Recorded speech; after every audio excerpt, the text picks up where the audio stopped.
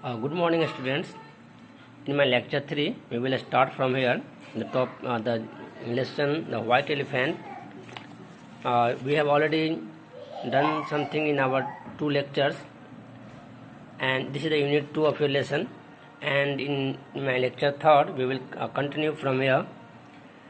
When the white elephant was captured by the forester and it was given to the king became very happy. But the white elephant was not very happy. He was very mournful, was very despaired, and in a desperate voice, he told something to the king, and he stopped eating anything. वो जो white elephant था, राजा के यहाँ कुछ भी खाने से इनकार कर दिया. Was starving. ये बात राजा तक पहुंची कि व्हाइट एलिफेंट कुछ खा नहीं रहा है. Now the king was good king, and although he badly wanted the elephant for himself, he said at once. यद्यपि वह उस एलिफेंट से काफ़ी प्यार करता था, लेकिन जब उसने सुना कि वह कुछ नहीं खा रहा है, स्टार्विंग में भूख से व्याकुल, उसकी माँ जो थी व्हाइट एलिफेंट की भूख से मर रही थी, इसलिए वो उसने खाना छोड़ दिया था. तो उस राजा ने उस एलिफेंट से पूछा, नोबल एनिमल, ए विशिष्ट animal, your goodness puts mankind to shame. तुम्हारी अच्छाइयों को देखकर लगता है कि एक मनुष्य की अच्छाइयाँ कम पड़ जाएगी. It means despite being a animal, you are so much careful towards your mother, what a man can not do all the time. So your goodness puts the mankind to shame. I give you your freedom to return to your mother at once. मैं तुम्हें आज़ादी देता हूँ कि अभी तुम अपने माँ के पास लौट जाओ. Because the white elephant was very careful towards his blind and old mother, and he left eating anything because he was thinking, if my mother is starving, how can I eat anything? The elephant thanked the king with a loud trumpeting. Trumpeting means sound. Elephant का sound को हम trumpet बोलते हैं.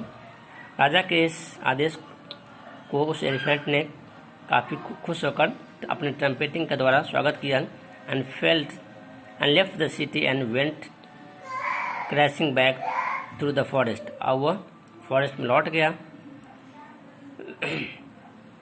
When he reached the cave, जब वो गुफा के पास पहुंचा, he found to his joy that his mother was still alive. वो खुश हुआ क्योंकि उसकी माँ अभी भी जिंदा थी. My son, she said when he told her his story.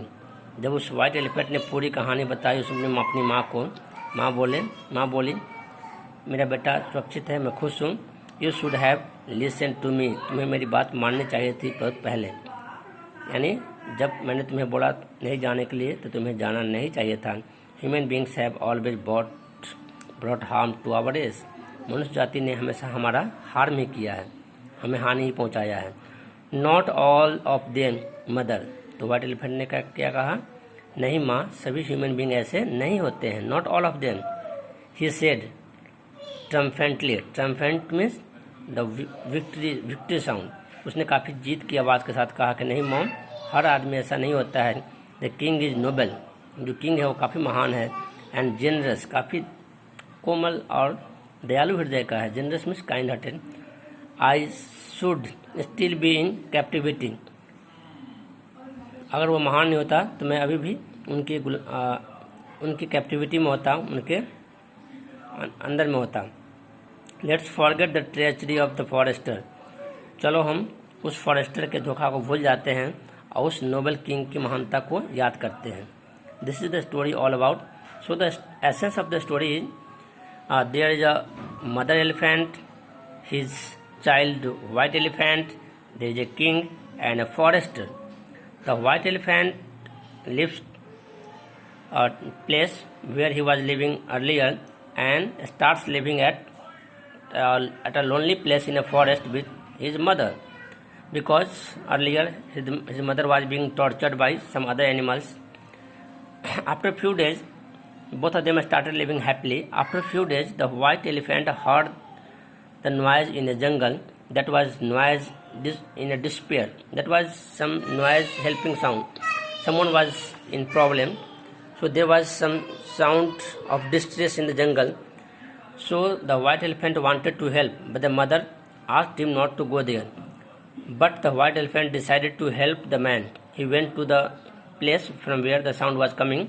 He helped the man. He took the man on his back, and that man was no other than the forester. The forester told the white elephant that I have missed my path for the last few days. Please help me.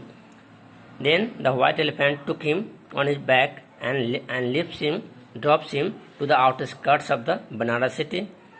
After that, the forester thought, if I capture this white elephant and give it to the king, then I would be awarded. Then this offer was given to the king. The king was ready. The white elephant was captured by the trainer and the forester. When the white elephant was under the captivity of the king, he left eating anything. He didn't show any interest in food. He started starving. Then the king came to the white elephant and asked him why has he stopped eating anything. Then the white elephant told to the king, My Majesty, my mother is very old and blind. She can't eat anything. I was the only beacon of hope. I used to serve her food. Now I am here. If my mother is starving, how can I eat? Then, hearing this voice, the king became very happy and he sets the white elephant free. The white elephant returns to her mother, and both of them starts living happily. So through this story, the moral value is that not all human beings are bad. There are some good human beings, there are some bad human beings, and if a man does anything wrong, then we should forget it and we should recollect only the good things done by the human being, and we should obey the advice given by the elders. Okay, in next video we will discuss the question, how did the white elephant help the forester? White elephant ने forester को कैसे help किया?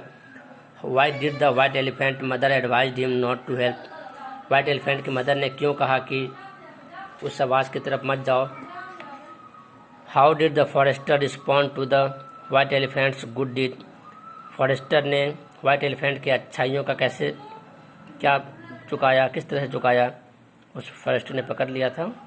How did the white elephant refuse to eat? उस white elephant ने राजा के भवन में कुछ भी खाने से क्यों इनकार कर दिया?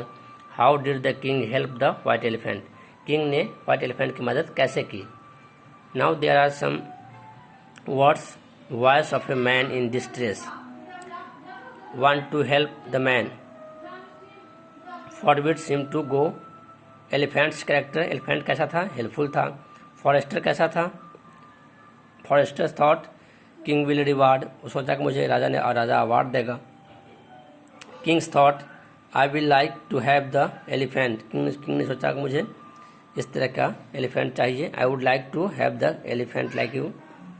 Now forester character. फॉरेस्टर का जो था उसका कैरेक्टर क्या था? ग्रीडी था और कनिंग था, धूर्त था और लालची था. Kings character. किंग इस कहानी में किंग का कैरेक्टर क्या है? He was very loving and regarding. He was very generous. काफ़ी अच्छे दिल का है. Now elephants thought. एलिफेंट का विचार कैसा था? He was very worried about mother. Elephant अपनी माँ के बारे में चिंतित था. Mother's thought. मदर क्या सोचती थी? How will I survive without my son. मेरा बेटा ही नहीं है तो मैं कैसे जीऊँगा. फॉरेस्टर का रिएक्शन क्या था? किंग विल रिवार्ड मी. अगर मैं पकड़ लूँगा तो मुझे राजा रिवार्ड देगा. किंग का रिएक्शन क्या था? Kings reaction I will have the elephant. I will set the elephant free. Kings reply I will set you free. Elephants feeling he was happy and he said thank you in his trumpet. King's character noble and kind. अच्छा था और दयालु था. Mother's feeling, when the mother came across his son white elephant, she became very happy. Now there are some hot question. This has been given to you.